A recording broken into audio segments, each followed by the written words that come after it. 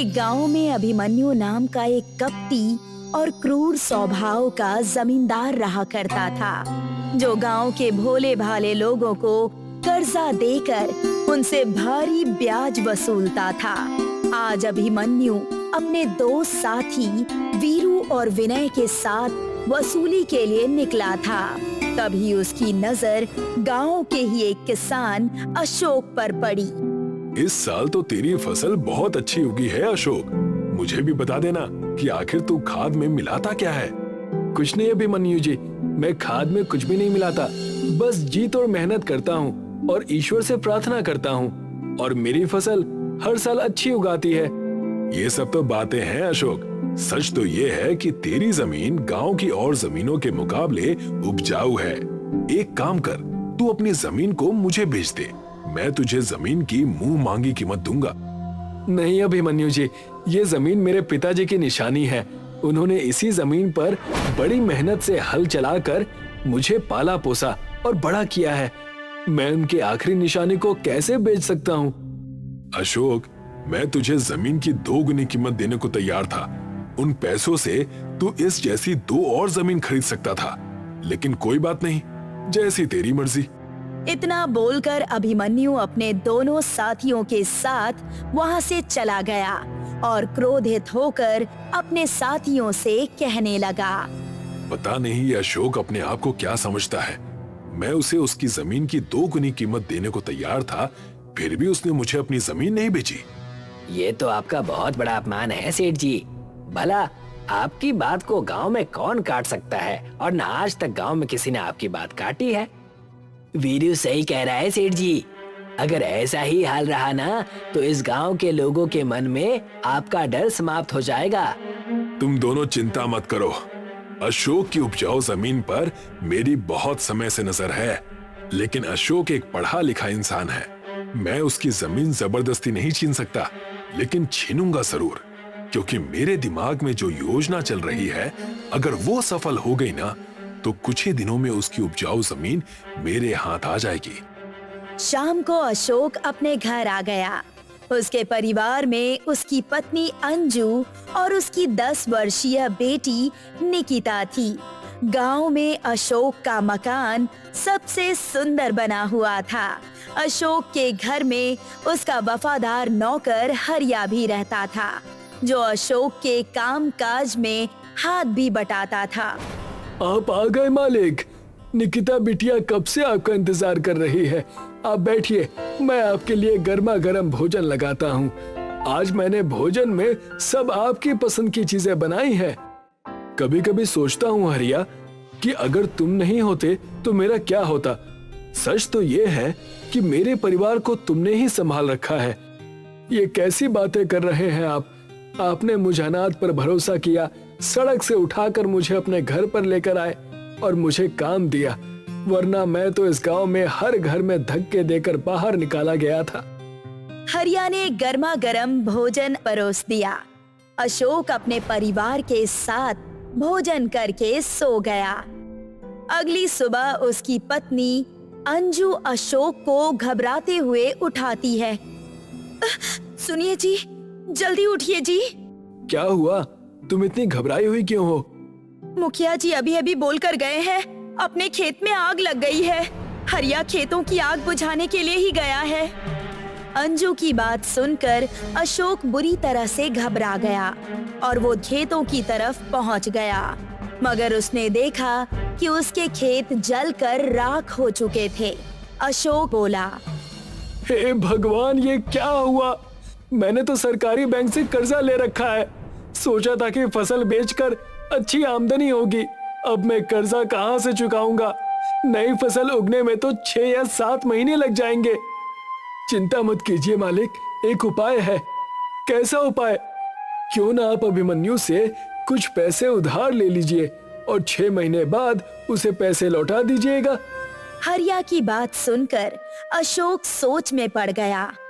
ठीक है, मेरे पास इसके अलावा और कोई चारा भी नहीं। अशोक अभिमन्यु की हवेली में पहुंच गया। तुम्हारे साथ बहुत बुरा हुआ है अशोक। जिसने भी किया है ना, ईश्वर उसे कभी माफ नहीं करेगा। क्या तुमने पुलिस में रिपोर्ट दर्ज कराई? नहीं अभिमन्यु जी, पुलिस में रिपोर्ट दर्ज करने से क्या फायदा। अब गांव में सीसीटीवी कैमरे तो लगे नहीं हैं जो पुलिस उसकी तलाश कर सके, और मेरी गांव में किसी से कोई दुश्मनी भी नहीं है। मुझे तुमसे ये उम्मीद नहीं थी अशोक। तुम एक पढ़े लिखे और बुद्धिमान व्यक्ति हो।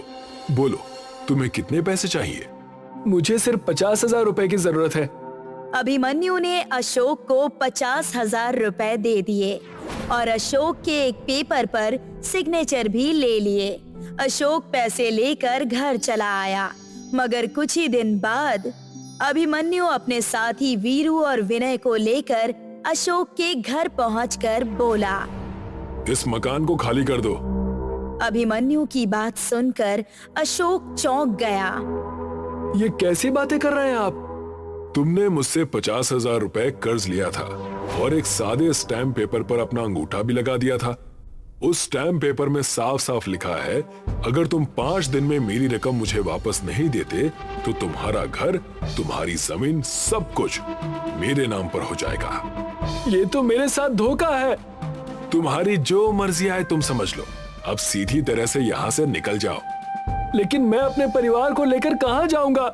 मेरे पास कुछ भी नहीं बचा। मुझ पर दया कीजिए। अभिमन्यु अशोक की बात पर अपनी जेब से एक ताश का पत्ता निकालकर बोला, जिंदगी एक जुआ है अभिमन्यु। ये लो, ताश का एक पत्ता जिसमें राजा का चित्र छपा हुआ है। इसका मैं क्या करूंगा? जंगल में इस ताश में राजा का छपा चित्र देखते रहना और सोचते रहना कि कभी तुम किसान होकर भी राजा की तरह जीवन व्यतीत किया करते थे। अशोक अपने परिवार को लेकर आंखों में आंसू लिए हुए अपने घर से निकल गया। उसका नौकर हरिया भी उसके साथ चला ही था, मगर अभिमन्यु बोला, तुम यहाँ से नहीं जाओगे हरिया। तुमने शायद ठीक से सुना नहीं। अशोक का सब कुछ मेरा, मतलब उसका नौकर भी अब मेरा नौकर हुआ। अशोक बेचारा रोता हुआ जंगल की तरफ चला गया और 2 दिन तक जंगल में भूखा प्यासा अपने परिवार के साथ भटकता रहा।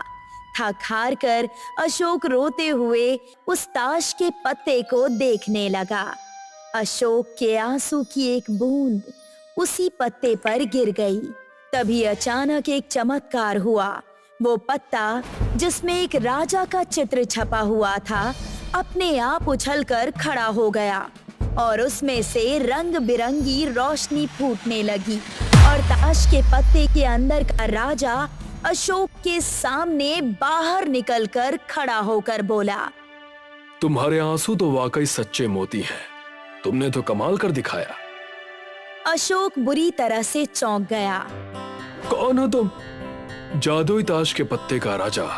जिस ताश के पत्ते को तुमने पकड़ रखा था वो कोई मामूली ताश का पत्ता नहीं था, बल्कि जादुई ताश का पत्ता था। इस ताश के पत्ते को वो कपटी अभिमन्यु एक साधु से छीन कर ले आया था। मेरा जादुई पत्ता किसी भी सच्चे इंसान के हाथ में जाता है और उसका एक आंसू अगर इस पत्ते पर गिर जाए तो मैं जीवित हो जाता हूँ। बोलो, क्या चाहिए तुम्हें? मेरा परिवार 2 दिन से भूखा है और रहने का कोई इंतजाम भी नहीं। जैसी तुम्हारी इच्छा। इतना कहकर उस राजा ने अपना हाथ घुमाया और हाथ घुमाते ही बेहद सुंदर ताश के पत्तों का महल बनकर तैयार हो गया। ये महल तुम्हारा है अशोक। आज से इसके मालिक तुम हो। इस महल के अंदर हर सुख सुविधा मौजूद है और खाने के लिए भोजन, पहनने के लिए कपड़ा, सब कुछ तुम्हें मिल जाएगा। तुम जो मुंह से बोलोगे तुम्हारे सामने हाजिर हो जाएगा। अशोक अपने परिवार को लेकर उस जादुई ताश के पत्तों के मकान में रहने लगा। कुछ दिन बाद अशोक को जंगलों में उसके ही गांव के न जाने कितने लोग भटकते हुए दिखाई दिए, जिनके घर अभिमन्यु ने छीन लिए थे। अशोक ने उन सबको अपने घर में रहने के लिए स्थान दे दिया। सारे गांव में ये बात प्रसिद्ध हो गई। जब ये बात अभिमन्यु तक पहुंची तो वो क्रोधित होकर अपने दोनों साथियों से बोला, ये सब क्या है? तुम दोनों जाकर पता करो कि आखिर ये चमत्कार अशोक के साथ हुआ कैसे। मैंने पता कर लिया है। आप जो वो ताश का पत्ता उस साधु से छीन कर लाए थे ना, वो जादुई पत्ता था। मैंने सुना है कि जो चित्र उस जादुई ताश के पत्ते पर छपा हुआ था वो राजा जीवित हो गया था और उसी राजा ने अपनी जादू की शक्ति से अशोक को सब कुछ प्रदान किया है। आज अशोक के पास आपसे अधिक संपत्ति है। चिंता मत करो, उसकी एक कमजोरी मेरे पास अभी तक है, हरिया। अशोक एक दयालु व्यक्ति है, वो अपने नौकर के लिए कुछ भी करेगा। अभिमन्यु हरिया को पकड़कर अपने साथियों के साथ अशोक के महल में पहुंच गया और वो क्रोधित होकर बोला, वो जादुई ताश का पत्ता मुझे दे दे अशोक, वो मेरा है।